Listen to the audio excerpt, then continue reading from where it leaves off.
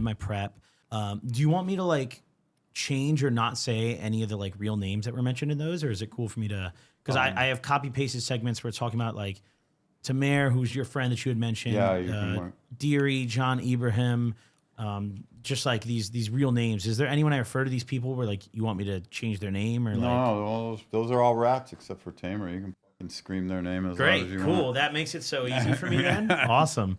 We should have put that in. Was that recording? No, not yet. But dude, you can say whatever the hell you want about them. Yeah. But yeah, just kind of what you've been up to since we last spoke.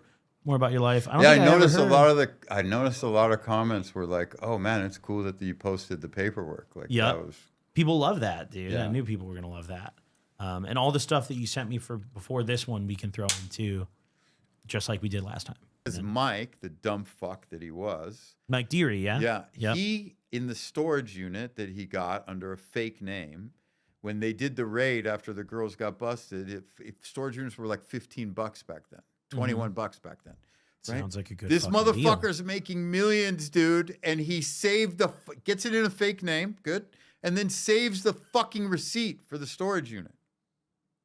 So when the cops come in after they follow the girls, they caught the girls. The girls agreed to continue the delivery on to Mike and Tamer's cousin John. That's how they got to Mike's place. They didn't catch Mike that night, but they found a bunch of paperwork and another 400,000 pills in his car, and then. Tamer's cousin had walked across the street there to meet the girls and put it in a Volkswagen that was downstairs, and then walks back to Tamer's house, and the feds just by luck happened to see where he went.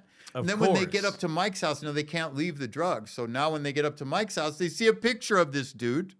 So now they go into that building on Wilshire and give the doorman a picture and say, "Hey, do you know this guy?" And the doorman's like, "Oh yeah, he lives in this unit with Tamer." They get into Tamer's house, they find that and so then now after they bust him and 400 grand actually 600 grand that got thrown out the balcony down to Al's house. Maybe it was 400. I don't remember. You just took a bag of cash and just whipped it off, or because another friend of ours, Al Mayman, another fucking rat, he lived downstairs, so he took the cash when he heard the cops were at the door and threw it down to his balcony. Well, someone was outside and saw it, so that gets them into Al's house, right? Another fucking genius. And he had a book on how to hide your assets. Oh, great. And he kept all his foreign bank account numbers written in the back of it. Like, no. Genius. Smart guy. Yeah. Yeah. So anyway, they get this storage receipts. They go to the storage and they get 2 million of Tamer's pills there. But besides that, this dumb fuck Mike never threw out any of the boxes for over a year and a half.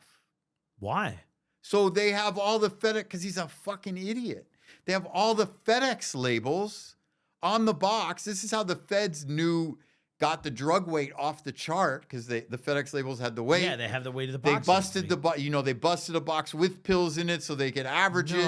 And they had saw all the different accounts that were used, so they knew that it wasn't these companies doing it when they busted, but they went to them to see if they'd be witnesses, like they did with Feldmar Watch Company on Pico, right? Fucking everybody, don't go there with cash. They're fucking scumbags. They'll rat on you when they get busted.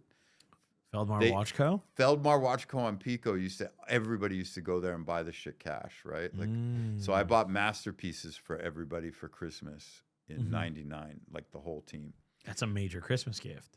Yeah, and anyway, I got one there, and I got a watch for my mom, and I left a deposit actually for Mike, Mike's masterpiece, because I'd given him pills to cover the balance. So I just put $5,000 to hold the watch.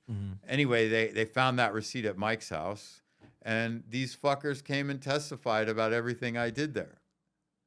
What? Because they went to them and said, "Oh, you took cash, 5,000 cash. Where's your report?" What scumbags, dude? So instead of fucking swallowing, they said, "Oh, we're going to audit your books, this, that, everything." And they were taking cash from everybody. More than 10,000 or whatever. They used that as an in. And so then these motherfuckers come and fucking testify against me. And they, the thing about it back then, I don't know if the old man's dead or whatever. Like, he was one of these dudes that acts like he's with it. He used to, be up there, La Monica's Pizza and playing the Beverly Hills Italian fucking cocksucker piece of shit. fraud. And got no problem taking the money and making the money like most people. Mm-hmm. You know, then when there's a problem, this is why, 90% of people rat. I mean, it sounds like you really just got screwed over by having bad company for the most part. Again, my fault. Yeah. I chose that. I didn't see things like I learned a lot of things over the years of my life in prison and since then about reading people and understanding that trust is it's actually doing a disservice to people when you say you trust them in the way that we understand it in our idiomatic expression, right? And what do I mean like that? It doesn't mean that I don't trust people. It means that I trust people to be them. And when we typically in our usual idiomatic expression say it, we trust them to be good to us is what we're thinking. We trust them not to fuck us over. We trust them to not betray us. Well, bro, listen, you're doing that person a disservice because the biological imperative is survival. And you're doing yourself a disservice by placing trust where the probability for that trust does not exist. Right? Like, so, but it's a comforting word and it makes us feel good and fuzzy at night. But the truth is that trust is only as good as the definition of it, meaning how do you apply it in the sense that I now trust people to be themselves. Yeah. I do not anymore think, oh, I trusted because this dude brought me $1 million and there was nothing missing. I trust him for that specific thing, but to assign a blanket trust for him when I haven't seen him that happen when his mom just got diagnosed with cancer, insurance isn't covering it, and he needs $700,000 to save her life. Yeah. Is my $1 million still going to show up? Yeah, that's a whole different ball game. Yeah, but we don't know that. But when we say trust, we're saying we trust them, and then when we feel betrayed, listen, bro, I would have almost less respect for somebody who could save their mother's life by stealing from someone else if that's what it took and didn't do it. Maybe that's skewed, but I would almost have less respect for him. It doesn't mean I'd be okay with. Didn't do it. Yeah, if that's what it took to save your mother's life, I think you have to, right? Yeah, I mean, fuck, so I man. would almost have less respect for them. Doesn't mean just that brings up another interesting thing. Doesn't mean just because I respect what you did that I'm okay with it. Right? For sure. It's the same way, like most of the people that I've made money with in my life, I never liked them, but I respected them. Mm-hmm. I wouldn't want them around. I didn't like going out to dinner with them. I didn't like the way they dress. Many people, there's some I liked, but many people that I didn't like, but I respected the way they handled their business.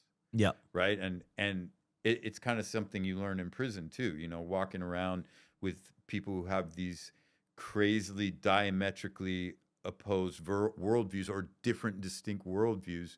You're not going to agree on some things. Like, I'm Jewish and I'm in prison and, I'm white. I know skinhead dudes. I was actually friends with some of them, right? Mm-hmm. Like being able to hold different opinions from people but maintain respect is a quality I think that's missing in the general population, right? It's 100%. It's a skill set that prison people could tell you, right? Now, there were some skinheads who are totally,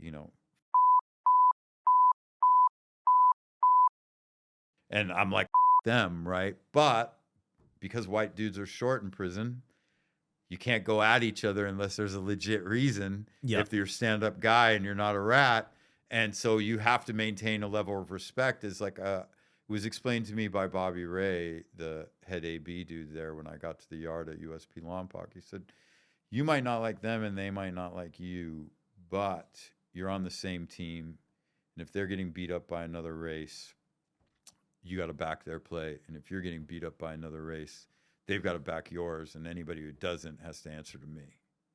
That's interesting that you were told that. Yeah, well, so that's the dynamic, but prison, because again, the biological imperative is when anybody gets caught, which shit is going to get caught. If they catch a person along with it, the biological imperative is survival.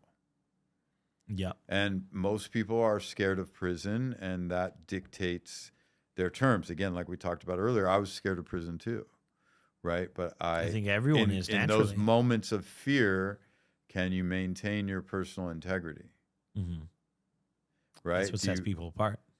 Well, I think it's what defines. It's human, right? So yeah, it's a defining characteristic, but it doesn't mean that it doesn't mean that everybody who's informed is an inherently bad person that's going to rape your 6-year-old daughter. You know what I mean? It's a crazy way to put it, but yeah, no, but for I mean, sure. it doesn't. It's just it doesn't mean that because they did that, they do this, right? It doesn't mean that they're. I think it means that they have an issue that would inform me if they're willing to burn their closest people or their family. If it's somebody who rats on their brother, for example, or somebody who rats on their dad, and I've seen all that, I'd look and I go, okay, if they're willing to do that to them, what are they willing to do to me in regular business, right? I think that informs me, but it doesn't mean that this person's just a horrible person across the board. Yeah. Right? But it does, I think, to ignore it as when you're making predictability assessments of whether you can operate with this person in any business or any field, I think you should not do that. It has to inform you, but it doesn't mean just because you didn't rat that you're a good person. Yeah. I did a lot of bad things in my life that were not good person things. Right? Doesn't mean you're a bad person, though.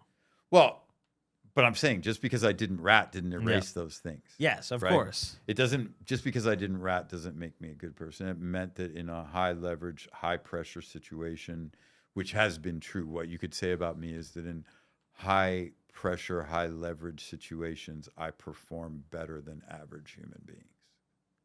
It's a fair thing, I say. It's a fair thing to say. But I don't think that you can take that and say you didn't rat. He's a good person. Yeah. I might be a good person, but that's not the defining characteristic. Yeah. So I think the inverse also has to be true. Interesting. Just because you did rat doesn't mean that you're an all bad person. That's honestly not what I expected out of you. Well, I don't like as them. Someone who's, been to prison for as long as you have. That's just not the take I would expect out of you. I don't like informants. I choose not to associate with them. I'm not a criminal anymore, so I don't care. I never signed up a lifetime commitment to a mafia or a gang where I agreed to live by this code forever so I can look at it objectively, right? Like, I'm sure there's some guys that have informed that have done great things for the world. You know, then the world would probably consider them maybe even a better person than me. Now, I don't like them. I wouldn't want to do business with them. Again, I think it shows that if they're willing to do that, it's deeper than the fact that they chose to inform. It's the fact that they chose to operate in a criminal life. That was the first decision they made. And then when the shit landed on them, they made the decision to inform. We're not talking about somebody who's not a criminal who sees a crime. That's different. That's not snitching. That's just being a citizen. Somebody who's a rat took the crime money. They got paid the $5,000 to drive. Yeah, you signed up for a crime. To drive 10 miles. Drive 10 miles. And that $5,000 got paid to you specifically because there's a chance that you could go to jail. You agreed to that. Yeah, willingly. You signed yourself up for that risk. You agreed to that, and you took the pay, and you spent the money. If there was no chance of going to jail, it would have gone in an Uber for fucking $10. Yep, would have drove it myself. Yeah, yep. Right? So you agreed to that, and then you broke that agreement is the bigger problem to me. For sure. Not just, hey, somebody sees something and tells if they're not a criminal, fine. I mean, they don't have any agreement. My agreement was with my friends, my associates, my connections was that, hey, I'm doing this business with you and I'm not going to rat on you. Yep. It wasn't a life encompassing thing. So there's a distinction there, right? Like I didn't sign up to live by that code forever. I didn't give what I gave is my word to a group of friends and some people that I knew. And I kept my word. And while it's the same net zero effect when a case comes, right? I think if you really want to talk about it, you got to analyze the distinction. So yes, I choose not to associate with people I know that have been informants at any level because I don't like them. I don't like that set of choices that led there, and I've thought it all the way out. But if I'm being honest or objective, I cannot say that there's not good people who've informed because I'm sure there are. For sure. Yeah. Better people than me as far as net effect on the world, I'm sure. Yep. So, we got to be, self-awareness and recognizing the perspective that we come from has to be taken into account when honestly discussing this subject. What, like, if you just had a ballpark, throw a number on it, what, like, percentage of people that are put in a position where they can inform do you think do it? 95%. Really? Yeah. That many? Well, you can look it up. Look in the Federal Registry. It's between 85 and 95%. The reason why I don't go with the 85 number is I think there's 10% of people that tried to inform and the government told them no. We already know that, or you don't have enough information, or we've got too many rats on, like you don't have valuable enough information. So is informing, like, when people find out when you're in prison that you inform, you're obviously treated differently, right?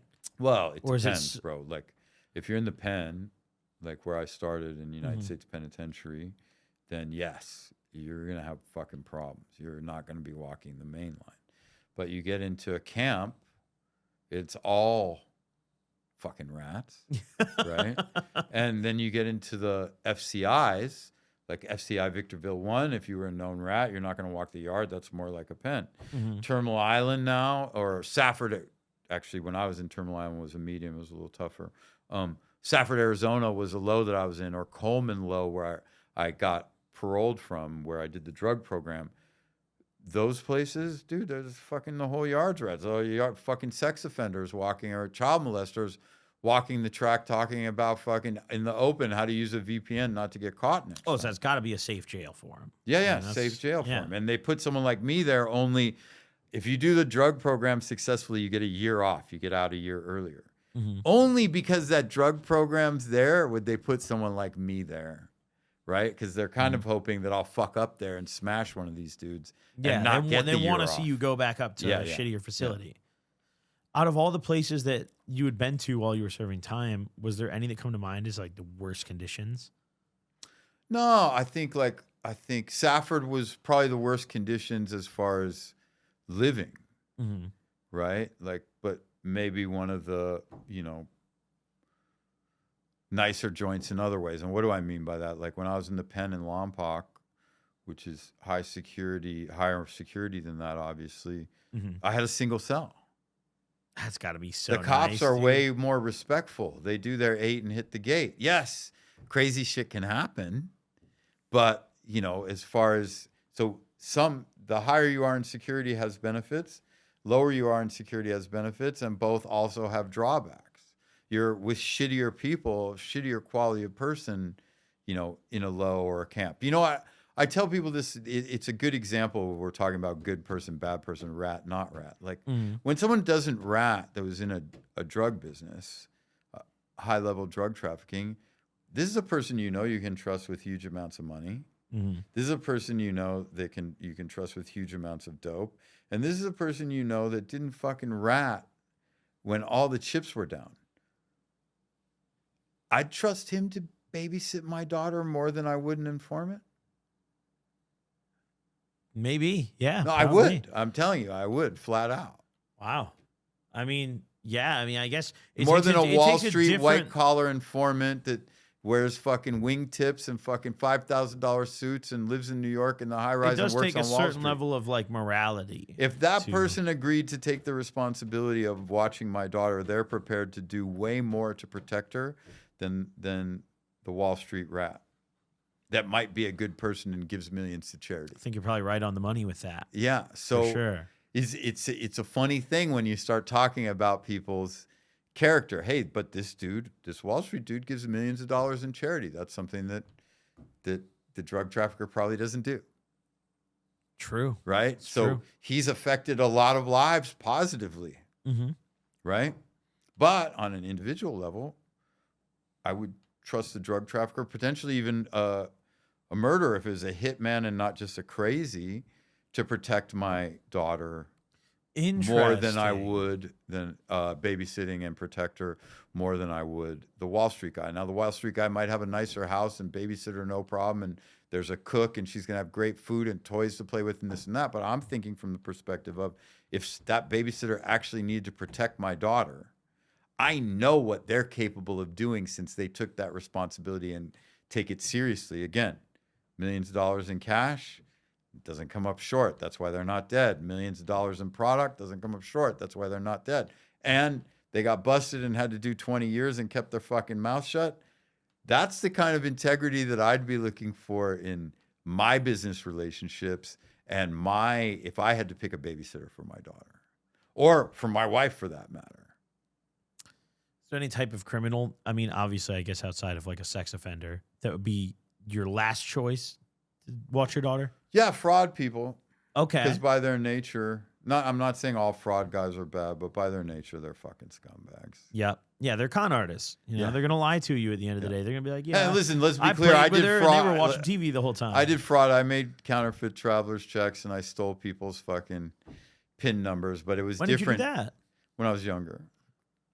I don't remember ever. Yeah, I did I think we talked about counterfeit travelers checks and when the ATM Versatellers first came out. Oh yeah. Okay. Now I remember. But that wasn't like a confidence thing, right? Like these fraud dudes do, where they're taking people's investment money, like this. Yeah, I mean, I think if you're able to look someone dead in the eye and lie to them so convincingly, you can take their money like that. That's a dangerous skill. Yeah, like that's like you watch out for that guy. You know. You can't watch my kids. So people who do like the Ponzi schemes and shit like that, that's just, to me, that's different than a guy who does bank fraud. For sure. Right? For sure. So like I said, some of the fraud guys are fine, but if I had to, outside of sex offenders, obviously is number one, fuck them. Yeah, that's the last pick for sure. Fuck them 100% and everything about them. The next ones would be like the Ponzi scheme, confidence scheme fraud dudes. Outside of drug traffickers, is there anyone else you'd say is like typically an honorable type of criminal? Oh, I'm not saying they're all honorable. I'm saying the ones that, of course, the ones that when we're defining that characteristic as high-level drug traffickers who haven't robbed millions, who've been trustworthy with that. I guess the better way to word that question is there another certain like niche of. I think every crime, like bank robbers, drug dealers, have that group of them that are that solid real honorable people, slice of them that are still solid people, are still kind of old school in the sense of protect mine and my family type thing. Like, there is a lot of that runs through the Italians, even that, they've kind of fallen off that whole family, old school. Hey, I got to provide for my this and that, even that they live a huge paradox. It's part of it is rooted in that. I think the Albanians are very family oriented. They'll also kill your fucking family if you rat, right? Like they don't have the same limits that other people do, which is why you don't find many Albanian rats. And I find them to be probably those are the most serious of the criminals these days. Interesting. Does it more than the Russians? People used to think it was the Russians, and the Russians, no joke. Like, I guess when you get to any real criminal, you get to any real skinhead, and one that's not just saying he's a skinhead. You get to any real AB. You get to any real Mexican mafia dude. You get to any real Russian gangster. You get to any real ones, not the fake ones in any group. Yeah. However they're divided or wherever they are in the world, these are going to be serious fucking people. But if we're talking stereotypes, I think the Albanians across the board are more serious or tougher or deal with this criminal shit much more seriously as far as someone you've got to worry about than any other group. Interesting. Do you think if you had to ballpark it, random percentage, out of all like your old associates or like anyone that you maybe served time with or like used to do business with or whatever, how many of those people ended up doing what you did and like, straightening out and doing legal business? Oh, the ones I knew from back in the day, only a couple. It's very rare to do back that. in prison. A lot of them are, a lot of them do what they do what they got to do, as they say it. And, I wish them the best. A couple have been in and out several times. Yeah. And most of the good guys I met in prison actually never got out. I mean, there's a couple friends of mine, Maurice Brown's home, like he's a dear friend, like he's great.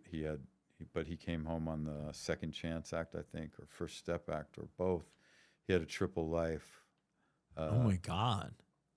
Yeah, and then he ended up coming home when they changed the law because they sentenced him for something they didn't actually try him for. What did he do?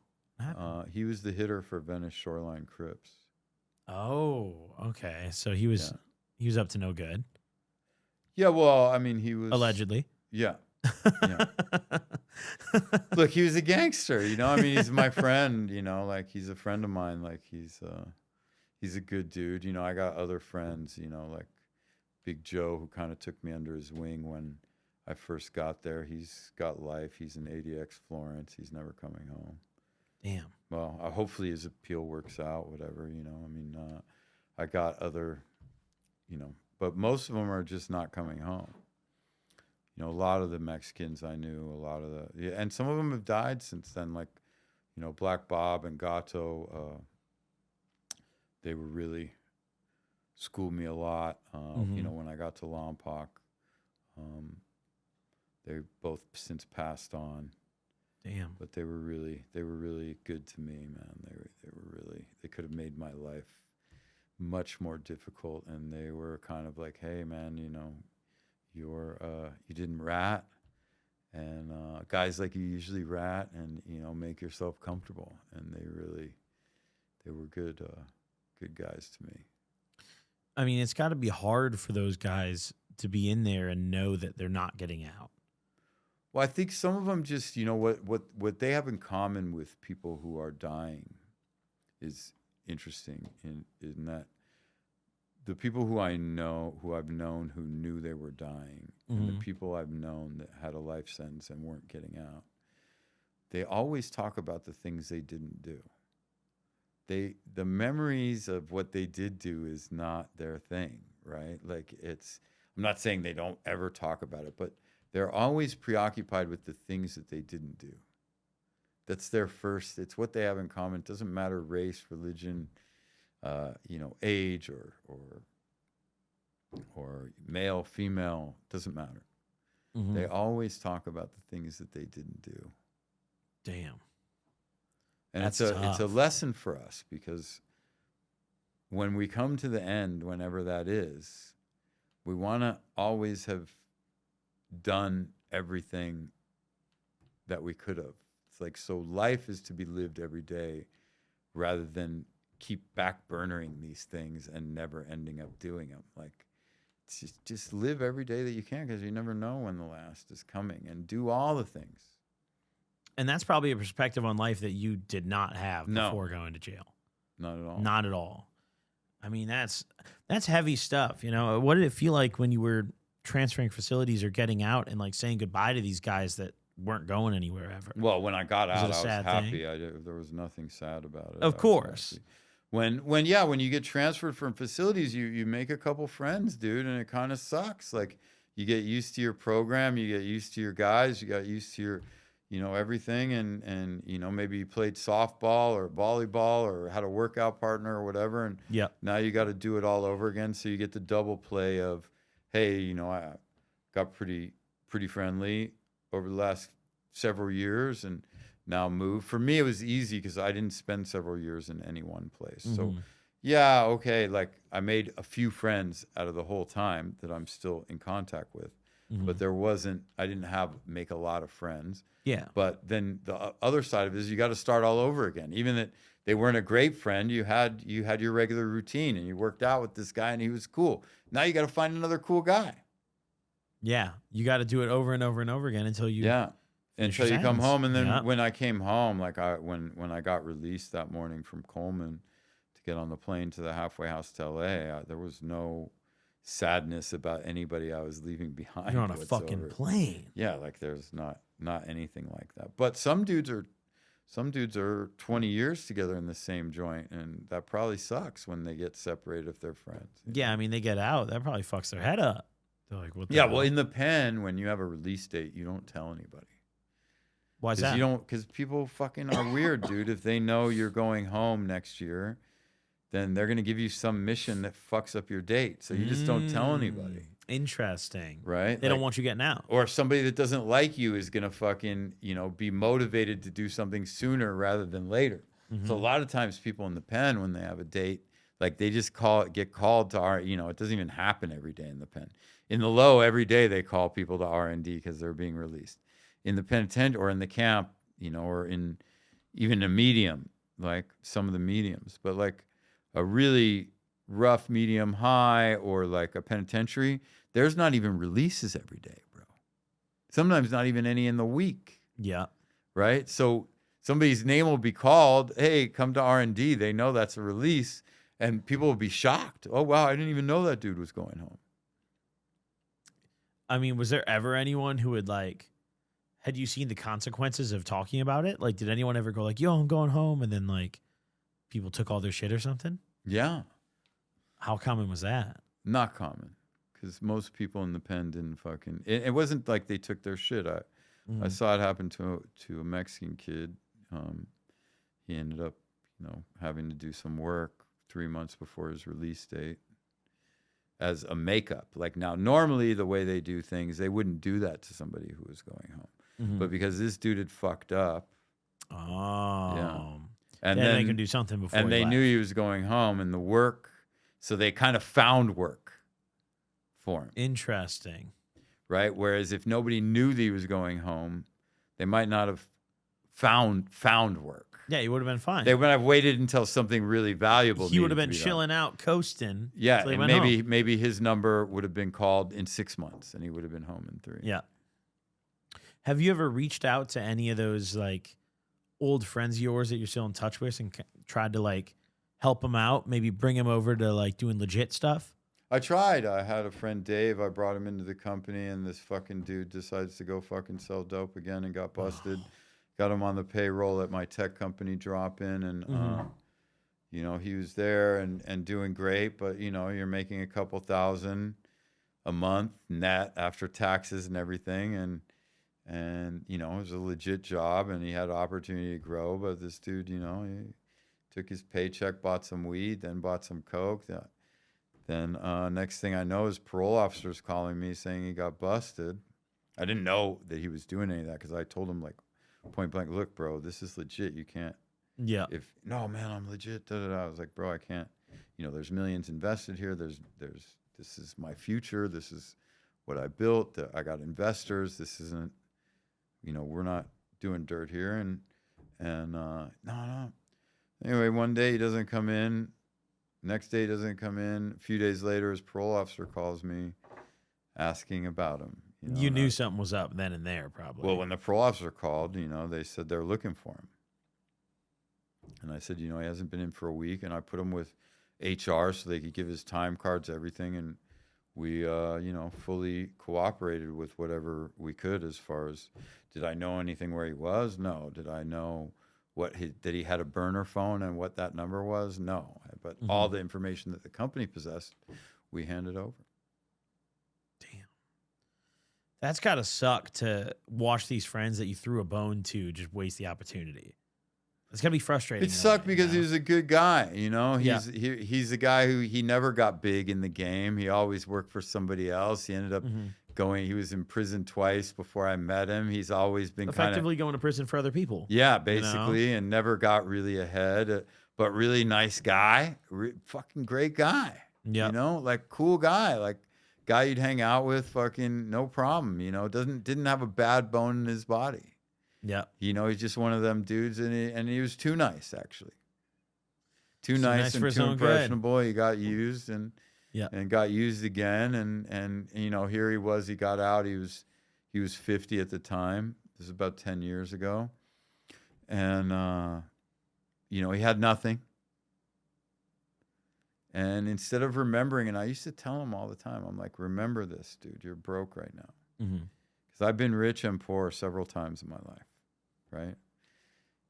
And after having been to prison, I can tell you this for a fact. Mm-hmm. It's better to be poor and free than rich and in prison. For sure. And For just sure. and I used to tell them that all the time. I'm like, don't forget that. Don't forget what you would have done to sleep on a Freedom's sidewalk infinitely valuable. and be able to get an Egg McMuffin in the morning. Mm-hmm. Right? Don't get caught up in all this, dude. Like, it takes time. But you got a roof over your head. Yeah, it's shitty. You got a mattress that's better than the one you had in there. Yeah, it's on the floor. Yeah, you don't have furniture. Yeah, but you got a TV that's all yours that you don't have to share with anybody. Good to go. And you're walking distance from the office. So yeah, you don't have a car. And you can smoke weed. Yeah, you don't have a car, and you're cool.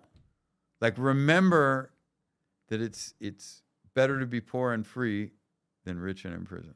Mm-hmm. And he forgot that. Yeah. Well, he has the dilemma of, I'm not going to get caught this time. Everybody thinks that, right? Like, nobody's doing shit if they think they're going to get caught. Yeah. Recognizing that you're probably going to get caught is It's a gambler's pretty dilemma. powerful thing, most likely. Yeah. I wonder too. I mean, I can't imagine it's easy for you to get investors for your companies with your criminal history. No, it was very difficult. And then what happened is, we got through that. Like, basically the poster child for rehabilitation. Mm-hmm. Prison to Forbes in 5 years. Like, got accepted to Lloyd's for drop-in. You were in Forbes for drop-in, yeah? Or Forbes for drop-in? Yeah, Yep. for the tech company I made for the insurtech space. Lloyd's of There was London. like drones that like, drones and camera phones.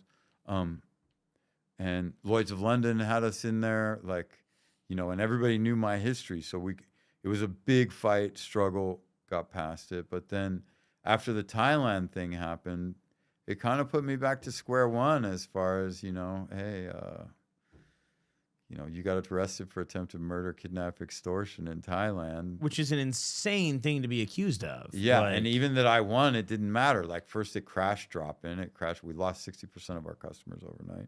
And basically had to start over again, bro. I mean, and that's what life is. Like I said, I've been rich and poor multiple times. So, you start over, and you don't let the things that were fucked up in the past continue to carry into the future if you can help it, like, so, all right, that crashed. You got to just get right back up and get after it again, and you have no other choice. You yeah. just So gotta go for it. I work on smaller things. It was like the limitless thing, like, is one of the things that I can do. We found a lab, we found a doctor, we got the formulation together. Like, it wasn't a huge amount of money, and set up an e-commerce store, and hey, it works. It gives you focus without being jittery. It's I think it's better than the alpha wave thing that Rogan does. Like, I've tried them both. Obviously I'm biased, but I think people I mean, I admit that, but ours doesn't give you the jitters and actually works. It gives you a high level of focus, and at the end of the day, Bring some you'll by, notice dude. you feel less drained. Yeah. But it doesn't give you that. You don't feel up from it while you take it. At the end of the day is when you really notice that you feel less drained, and it feels like you've assimilated more of the information that you've had, because you don't get. We only put 33 grams of caffeine in there, which is like less than like about a tenth of a cup of coffee. Yeah. And that's just a catalyst for the other things that are in there. Helps everything else just flow smoother. Yeah. Biological biochemistry is a funny thing, which is why we had to go to a lab and a doctor. I couldn't figure out how to take the same stuff. Yeah. I mean, that's a totally different industry than like what you were in, But businesses are all the same. What do you have to start with? What is your risk tolerance? And what are you And building, who do you know? Yep. Right? So I knew a doctor who happened to talk to me about it. He's like, hey, we should do this. Okay, cool. He knew a lab, right? It's like you need to connect first before you figure out where you're shipping. You need a plug for everything, dude. Yeah. It doesn't matter what it is. Yeah. Every industry, there's plugs for everything. Exactly right. The next question I got is from Chris. And Chris wants to know, out of all the people who ever snitched, who's the biggest snitch you ever met? The biggest snitch that I ever met. Is there one like person in who my really, case, or- like let's say in your case, who really like fucked you over? Yeah, Monir Deary. Mike He was Deary. the one? He was the one. He coordinated the other ones. Really? Yeah, it was He his was the girls who were snitch stealing the master. stuff. Yeah, he was the snitch master. Oh, Mike He's a Deary. piece of shit. Fucking asshole. A close second is Al Mayman. You know, I was reading online. I think I linked it here. Let me make sure. I think Mike Deary. I looked him up too before this episode. I think he got arrested again recently. Yeah. For fraud or something in like 2020. Yeah. Yeah. So that's funny because he's a rat. He got arrested again after my case ratted. Mm-hmm. Then this time he got busted in fraud. Remember what I told you about fraud people? Yeah. Right. Like his behavior matches that thing I was describing about those specific fraud people, right? It's actually, I mean, wow, that's proof in the pudding right well, there. He got ratted on this time. Oh. Yeah. So he Karma tried to came rat, back but for him. but they had him entrapped this time. And so he tried to rat, but he got out-ratted. So it was Battle of the Rats. And, you know, poetic justice, I guess. He got what he deserved a little bit. Damn, I mean, that guy, at this point, when's that guy getting out of prison? Like, I don't know. He's been in for some serious fucking shit at this point. Yeah, it's funny. He got out. He got a free ride after a couple of years, and all he's done is go back in and out since then. And fuck up, you know? Maybe they should have gave you the free ride the first time. Well, it's funny because if Mike Deary did all the same things I did, right? Or let's use Gravano did all the same things that John Gotti did, maybe even more as far as murders, right? Then if Gravano rats, remember, did the same thing, 19 murders. Yep. He doesn't need as much rehabilitation. He can be let go, right, after a couple of years. But Gotti needs to go away for life. Now, let's examine that from what kind of human character are we talking about? So the dude who murdered less people has to go away for life, while the other one who murdered more people and then betrayed the person that was and supposed to. And then betrayed moral. That's the one we throw back into society. Yeah, because dude, listen, everybody says this, right? But here's the fucking thing about that, right? If you sign up for the life. 100%. You sign into the mafia, right? Nobody guarantees you a happy fucking ending. Yeah, John Gotti was a fucking scumbag for talking about old school murders that were already in the book. You never do that. And talking about taking out Gravano, who put him in place. I totally fucking agree. Gotti was a fucking scumbag for that. Gravano was his man, did fucking all the dirty work. In fact, carried that fucking family. Without him, everybody would have had less money, everything. Give credit where credit's due. 100%. But Gravano signed up. That is not an excuse to rat, dude.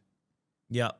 Right? Just because Gotti's talking about taking you out, that is not a fucking excuse to rat. You signed up for life. And more than that, you killed people, which means you, in the name of the life, right? You killed people in the name of the life, which means to me, you're more beholden to the rules. Yeah. You've signed it away forever the moment you killed somebody. Like you gave Omerta your fucking blood oath, right? And okay, and then you killed in the name of that. You are fucking a higher standard required to follow that. Yeah. Than somebody who's done less than you. So yeah, I get it. Gotti was a fucking retard that fucking did that. He should have never fucking been talking about old murders because there's no statute of limitations, and he should have never, ever, ever been talking to other people about taking out Gravano. After everything Gravano did for him, they were close enough they should have been talking, but that's on a personal level. Yep. But the feds used that to get Gravano to rat. Yep. Fuck that, dude. Nobody promised you a happy ending, Gravano. Nobody. You're a fucking rat, dude. Yeah. Yeah, and you killed people in the name of that life. And then when it was on you and it was your turn, you didn't live up to that you took other people's lives for? Yeah. Fuck that, bro. That's the worst type of rat with traitor. excuse. Yeah. You're even worse. Yeah. Because you try to make an excuse for it. Fuck that. Yeah, I mean, there's no excusing it, and it's one thing if you stand on it and just like, yeah, I ratted, whatever. It's like, okay, you did that. Ratting is what it is, but that's really that's very dishonorable. Yeah, you took people's lives that you were worried about ratting on you in the name of the life. Those people died for even less of a reason the moment that he ratted. You did that. You killed them. You admitted to it. You did it. You lived the life of respect because people knew you did it. You made money. Yep. Everything else, you rose in the ranks, fucking everything, you did that. Now you're going to turn rat for any reason when you've taken people's lives just suspecting that they might? No, fuck them excusers and them fucking people who make excuses for him and all that. Fuck that, dude. Yep. People are all fucked. No, but you know, he makes a little money now. He's got a podcast now. So, you know, there's ass kissers out there, fucking like PBD's fucking dumbass kisses his ass all. Patrick Bet-David kisses his ass all the fucking time, right? Like, dude, so they kiss his ass, but dude, fuck that. Like, you know, he is what he is, and there is no apology for that, and there is no excuse for that. And these dudes who try to act like there is or pump this dude up, fuck them too. I think it would be really interesting to see you and him get on a podcast together. You and Gravano, like someone sit you two down to talk about that. I got no problem with it, but I'll tell you right now, like, listen, I am not a lifetime gangster. Uh-huh. I'm a street person. I give credit where credit's due, just like I did when we were talking about it. Yep. He was a legit fucking killer. Absolutely. But where we're going to disagree is fucking, dude, you're a fucking rat, and there's no excuse for it. And you should have been held to a higher standard than anybody else, actually. Yep. 100%. And he can say anything he wants. And there ain't nothing I said earlier. I'm willing to accept new information and evolve, but not in this subject. There's nothing that's going to change my mind about that particular subject. Yeah. I mean, I have to say, as someone who's kind of a completely neutral third party in the sense that I've never been to prison, I don't do that kind of shit.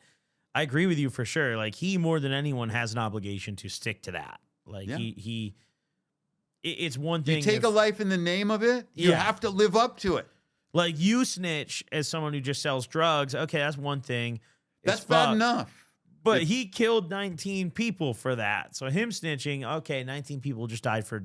Yeah. It was already no reason before, but now really, truly no reason now. And before that even, he gave a blood oath. I never gave an oath to anybody. Yeah, it's a whole nother thing, too. You know, like me and you know each other and we decide to do something together, and like I'm telling you, dude, if something happens, I'm not going to rat on you. Now, 95% of people that tell you that, they're going to rat on you. Yep. In my case, I didn't. That's all it was. I didn't do a blood oath or a ceremony or any of that. Yep. And then if I tell you all that and I bury bodies with you, right?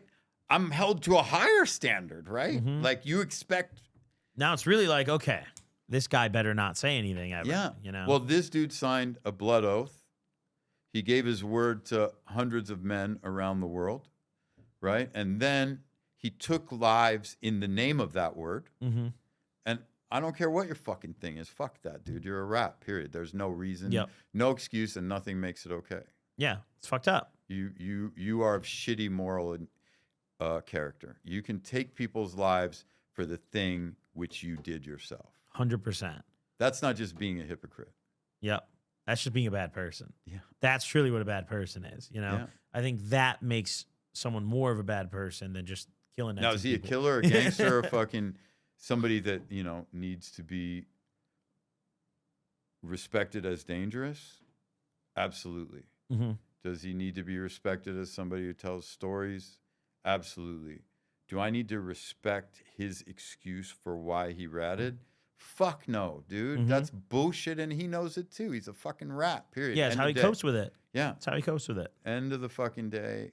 And everybody that makes excuses for him or pumps this dude up, you know, like, same shit. They're in the same boat. Yeah, same boat. You hang out with a child molester, you're a fucking diaper sniper, dude. Same thing. I don't care if you're fucking the kid or not. You're going to get it the same way that dude is. Yep. 100%. You're going to catch the same fucking beating. 100%.